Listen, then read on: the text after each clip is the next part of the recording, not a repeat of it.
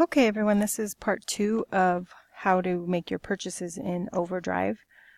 This part 2 comes after you've already purchased your cart and the kids have their books and everything's ready, so you're just needing to finalize payment. Now, as you can see, I'm logged in my Advantage account, and so all I need to do is go to Invoicing and view my invoices.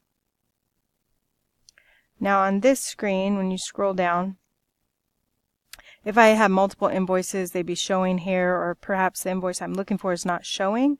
So it's important to note that you could search for the invoices.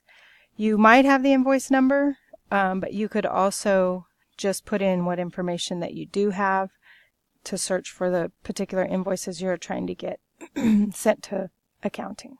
I don't need to search, so I'm going to hit cancel. My invoice is right here. Okay, and then this is a little bit of the tricky part. There's nowhere that I see where I can actually view my invoice, but what I have to do is click on the link here. This invoice number is a hyperlink, so that's what you have to do, is click on the actual invoice number. And once you've done that, you're going to get your invoice to come up, and you can look over it here. But you've already made the purchase, so this should reflect what you know you already purchased. And then you're going to find the button in the top right hand corner that says Save PDF. And then when you click that, you will get a PDF that comes up. And then that's all you need. From there, what you should do is print it out. Print this PDF invoice out and have your principal sign it, or whoever your approver is. And then also you need to sign it.